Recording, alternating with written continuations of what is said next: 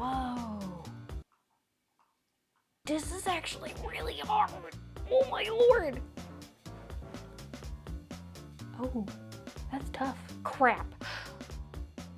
Life's tough. Oh no. Hello, Clarice. I don't know why I did that. Hey guys, how's it going? I hope you're doing well. So this week I decided that I wanted to do like my best and worst of 2023 and like rank them. So really just kind of put myself in pain as far as what is the best and what's the worst. I gave you a little hint of that when I did my end of the year tag, but I've kind of already changed my mind on some stuff, and I have more to say, stuff that I forgot, so I'm doing my best and worst. Basically, that's what we're getting at here. So I want to take each of these books and do like a ranking of like 1 through 10 or whatever, and see which ones are going to duke it out for the top dog, you know? Anyways, let's get to ranking. Ignore the garbage reverse truck sound, okay? It's not happening. And my cat. Okay, this is gonna be chaotic. This feels like a bad omen. Okay, so starting off, I don't even know where, do we start with the worst or we start with the best? Let's start with the worst, okay? I have 7 books in total here. These range in genre, okay? So you can't expect a lot, but I have Akamath, Ballad of Nightmares, Tin, Heartless Heathens, Shattered Glass, The Black Devil, and Hornado. Jesus Christ, this is honestly actually very hard to pick which one was the worst. They all hurt me in like different ways. So Hornado is actually probably the best out of all of them, and that says a lot. But honestly, I'm gonna pare it down to 2. Heartless Heathens and Shattered Glass, because both of those are books that I want to burn. And again, I appreciate the author's hard work. I'm just not their audience. I recognize that. I'm not saying that they're bad because they're not poorly written. I'm not going to say they're expertly written, but it was more that these are just very, very dark to a point that it brings out my Irish side, and I just want to like obliterate characters in it. So it's down to those 2. The Heartless Heathens one, that's the Hunchback of Notre Dame one, and it's like kind of this reverse harem. The girl I feel is very infantilized. Like it was so uncomfortable for me to read. I hated it. But there's other booktubers on here who really, really enjoyed it. So it's just not my vibe, man. But there's just a specific part at the end that one of the guys demands that she does something very insane to prove that she loves him. That made me real mad. There's also period blood involved. Okay, so that's a good contender right there. The Shattered Glass one. Is it this one? It might be this one. But that makes me upset if it's this one because the other one really pissed me off too. The Shattered Glass is the Snow White retelling that also includes a bunch of other fairy tales and multiple mythologies, including Egyptian and Greek and what other mythologies? Egyptian, Greek, Norse, everything you can think of, everything but the kitchen sink is in it. And there was just things in there that was done, particularly this, that I felt was done in a way that it was more to just kind of get a rise out of the reader than actually add to the story. So,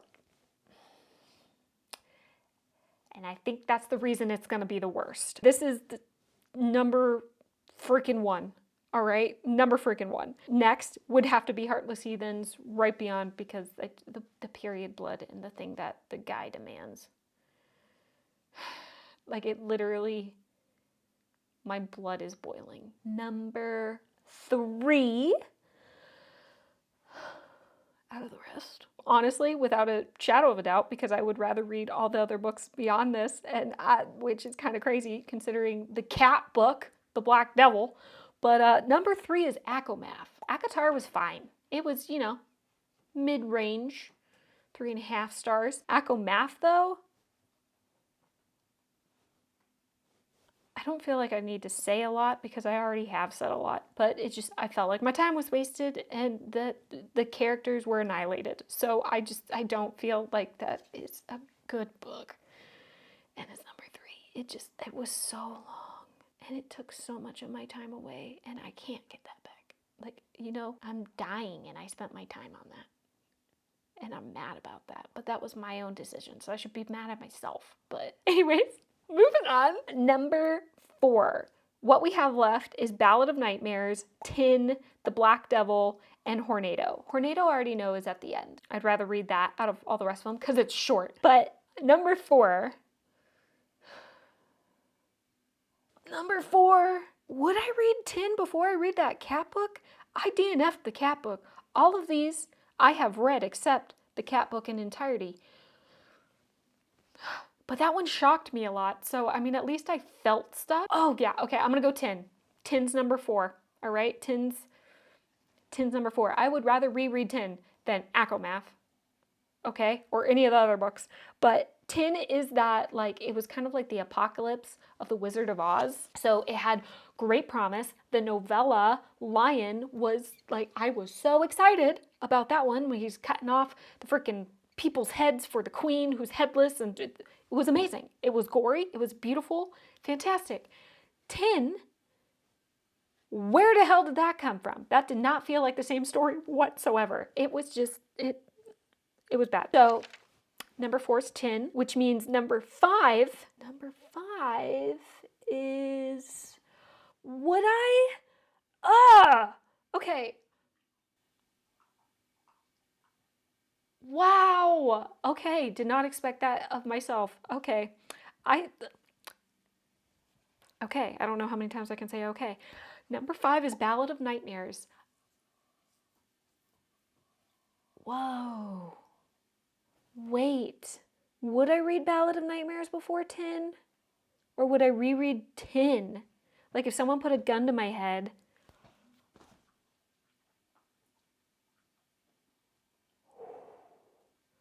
Oh no. This is actually really hard. Oh my lord. Did I put this in the right spot? Okay, I'm gonna switch. I'm gonna switch it up. Number 4 is Ballad of Nightmares, the one about death, named Sam. Magical bean juice is coffee, and they want old people to slip on her cum and die because that is a term of endearment. That's number 4. I'd rather reread Tin, the apocalypse book, before I read Ballad of Nightmares. Yeah, I feel good about that. I feel good. The next one is The Black Devil, which that's the cat book, man. That's a freaking cat book where there's only male cats. Apparently female ones don't exist whatsoever. He's a detective. We got like a naked mole rat cat, and he's kind of like a slave dude. But that was the one where he put the sardine in him and seed pockets. I didn't even finish that book. And I would rather reread that than all the other ones. And I think it's because at least it shocked me. Was it gross? Yes. But I at least got something out of it. I wasn't numb. I don't even think I was pissed off. I just remember being shocked and grossed out. I'd take that. I can do that. All right? No problemos. But the other books, nah. Nuh-uh. No thank you. And the last one is Hornado. And that's just because that was a freaking clickbait. She didn't a tornado. Lame. That's what I came for. But yeah, those are my worst books. So let's move on to probably the even harder part. The best books. I got 9 in total. And okay, let's start from the end now, not at the number 1 position. But essentially the books that I have are Butcher and Blackbeard, Goblin King, How to Train Your Goblin King, Circus Creeps, Mating with the Mantis, Fat for the Mothman, Shadow Play, Beauty and the Spy, To Bleed a Crystal Bloom, and of course, The Maid Games. Series 1 and Series 2. Those are my books that I have, / series. And we're gonna start at the end, so the bottom, so the worst of the best, if you will. Oh my God, the worst of the best. That's not actually where I want to put. I'm choosing this, Maggie. Why would you say that? Oh, Lord above. How? I can't. How do you compare these? Honestly, they don't even, like, I have comedic smut on here. I have paranormal. I have dark. I have historical. I have gory. I have sweet. How? It like hurts the soul a little bit, you know? And I know you understand that. The worst of the best. Number 9. Crap. It feels wrong to put this at number 9, but my brain is going to Bleed a Crystal Bloom. It's a great book. It's still one of my best books of the year because of the writing. This was that dark Rapunzel retelling where I actually didn't like the romance, but the writing, the atmosphere is just so freaking on point. The author, one of the best authors I've found in 2023 on KU. But ooh, I think I'm gonna put her at number 9. It was that or the Mothman, Fat for the Mothman, that comedic smut. It's just, it's so comedic. It's so good. I already actually read it twice. So like, you know, yeah, that's number 8. Fat for the Mothman, the really crazy, weird, multiple genitalia Mothman that's just like, he kind of feels like Johnny Bravo in a way, you know? So I'm gonna go there. Number 7. Where does the mantis live on this? April and I always say it's freaking Shakespearean. It's the best of the comedic smut. Okay, so I will say that. Where, like, how do I compare these?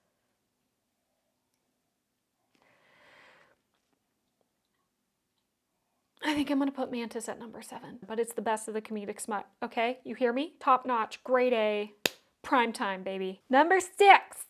Number 6 is Beauty and the Spy. I think it was by Gail Callan, if I remember correctly. It's just like a really sweet historical romance, and she's like kidnapped, and it's great. It's fantastic. I highly recommend it. He has an eye patch, if that helps. But Beauty and the Spy, number 5. Oh, this is hard too, but like, this is real hard. Ooh, number 5. Number 5 is Shadow Play. Another historical romance. That's the one that I was telling you guys that feels like The Mummy. It feels very much like Rick and Evie. Those are your characters. High adventure historical romance, which you don't get very often. So it's just incredibly entertaining. Their banter's great because they have those Rick and Evie characteristics. Fantastic. 5's also my lucky number. So 5th place is a good place. Number 4. Just as a reminder here, we have Butcher and Blackbird, How to Train Your Goblin King, Circus Creeps, and The Mate Games. Number 4 is either, Circus Creeps or The Mate Games, which, plot freaking twist, man. Did not see that coming. My year has been all about The Mate Games. Series 1 and Series 2. Love. Caleb's my husband. I've told you that, guys, multiple times because I'm territorial. And I want you to know that Caleb is my man and not yours. Sorry, he's taken. And Pam and Remy. They're all mine. Okay, I love them. But it's not number 1. It's not even number 2. Is it number 3? I don't know. Whoo, baby. Oh, I feel like I'm sweating now. Wow. I did not see that coming. Okay, I'm gonna say number 4 is Circus Creeps. But it's kind of tough. That and The Mate Games, like if I could only reread one. Oh, that's tough. Circus Creeps is written incredibly well. Mate Games is also written well, but it's written well for its genre, if that makes sense. If you're new to the genre, then it's gonna seem poorly written. The first book, the first time I read it, I made fun of it. I thought it was terrible. So, but once I came to realize kind of what that genre is, I realized that it's actually like the peak of its game. And just the voice actors. Oh, the voice actors, crap. Okay, does that bring another avenue into this? Crap. Oh, no. Wait. I don't know. Yeah, okay, no. Yeah, so what I said was right. 4th is Circus Creeps. Loved it. It's about a circus, as you can tell. There's like these demons that like come up and they're performing in the circus, and the circus, like, they unalive people during it. It's wild. It's great. It's fun. It's playful. It's gory. It's just unique. Very smutty, but fantastic. Mate Games is number 3. The audio, of course, you guys have heard me say this multiple times. I think you should listen to it rather than read it. The actors, Like, they're so good. It makes me like love the characters even more because the actors are so damn good at what they do. They're acting it out. They're not just narrating, they're acting it out. In that regard, top-notch audio, okay? Number one in audio. Now I feel bad. Now that I'm thinking about the audio, now I'm like, oh, should it be number one? I don't. Life's tough. Number two is How to Train Your Goblin King. You might have guessed what my number one and my number two are. But How to Train Your Goblin King is number two. I told you guys before, I never had that experience before where while I was reading it, like I didn't want the book to end. It was basically a labyrinth retelling, more on like the movie side of the labyrinth and the Goblin King. And it just had its own sort of essence, but it really beckoned back to the movie. So there's this nostalgia in it while simultaneously you're getting this new experience, and it's just so whimsical, and the banter's fantastic, and the world, you just want to stay immersed in it. It's the type of thing where I feel like I'm going to grab the book if my house is burning down. I'd be sad if I lost it. It's just good. It's sweet and it's wholesome, and it actually has a really good, like, it has a message in it, but I felt like it was done in a way where it's not like out of nowhere. There's a lot of times I'll read books and it might have like a feminist sort of plot line, which is fine, but it feels kind of like it comes out of the middle of nowhere. It doesn't feel like it actually works with the story or with the character. And in this regard, it completely does, given the time period, given what she's trying to accomplish and what she's not capable of doing or what she's normally not capable of doing within the society. So it felt very natural, and it was literally written into her character. So it had such great messaging in such a natural way, and it was just cute, and it was sweet, and it just made me give, you know, all the little shakes, and I was giggling. Cannot recommend that enough. It's by Erin Burr. It's on KU. It's a beautiful book cover. Highly recommend you buy it. Fantastic. My only issue with that was that at the end, it stopped feeling like a romance. It just had her solving the problem. So the romance happens, but then maybe the last 10 to 15% doesn't feel like a romance anymore. That was my only issue. It was still good. It was a great ending. The way that it ended is actually perfect. But that was my only meh part. But number one, okay? Number freaking one, babe. Which you can probably tell if you watched my last video. But Butcher and Blackbird. 10 stars.